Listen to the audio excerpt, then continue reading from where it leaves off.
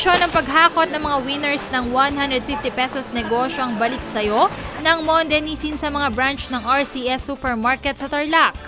16 na kalahok ang nanalo ng 15,000 pesos shopping spree sa raffle promo ng Monde Nissin sa mga branch ng RCS Supermarket sa Tarlac, Bulacan, Friendship sa La Union at Save Wise sa Pangasinan. At 17 ulit ang maaaring manalo ng Kabuhayan Showcase sa Grand Draw kung saan isang mini sari-sari store ang ibibigay ng Monde Nissin sa mananalo. Ayon kay Christina Sese, Key Account Specialist ng Monde Nissin, ito ang handog ng kumpanya sa mga taga-tangkilik ng kanilang mga produkto. So lahat ng consumers na bumibili at pumatangkilik ng produkto ng Monde Nissin pwedeng manalo ng papremyo. So for every 150 pesos na produktong binili niya, kaakibat nito ang isang ticket na pwede niyang ihulog sa drop box natin. So the more tickets na hinulog niya, the more chances of winning. Isa sa mga maswerteng nanalo ay si Dina Balboa ng Barangay Dapdap, Bamban, Tarlac, isang customer ng RCS Supermarket sa Capas, Tarlac. Hindi nagpapigil sa paghahakot si Balboa na 4 na buwan ng buntis. Binigyan lamang si Balboa ng 5 minuto para mahakot ang mga grocery items na kailangan nito. Isa sa unang kinuha ni Balboa ay mga produktong biskwit ng Monde Nissin. Sunod naman ito ay mga delata at noodle products.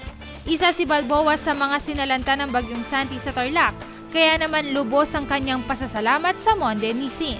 Natuwa po ako dahil isa rin po ako sa mga nanalong Kasi may mga nanalo na rin po taga sa amin.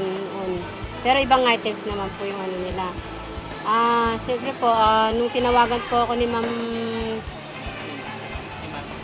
po, yun po, akala ko po may naloloko lang po sa akin. Yung po sinabi po niya sa Monde, doon po ako talaga kaya natutuwa po ako talaga. Malaking bagay po yan dahil po binagyo po yung sa amin po. Kami po natanggalan ng bubong. Tapos po, nanay ko po nasiraan po yung mga pananim nilang palay sa paniki. Kaya may bibigyan na rin po akong sa kanila kahit mga dila-dilata lang po. Ayon kay Sese, patuloy silang magbibigay ng malalaking papremyo para sa kanilang mga customers.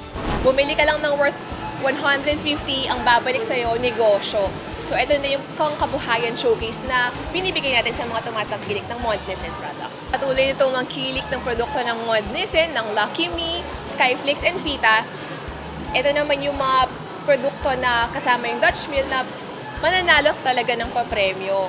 So lahat naman ng RCS meron sa Tarlac, sa Kamiling, sa Herona, sa Bulacan, and Pampanga kasali sa hakot papremyo.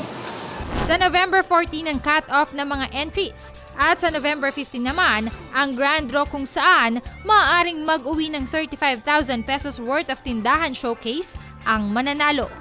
Kasama si Joshua Lansangan, ako po si Zaira Fajardo Marcaida. Alerto, alisto sa pagbabalita.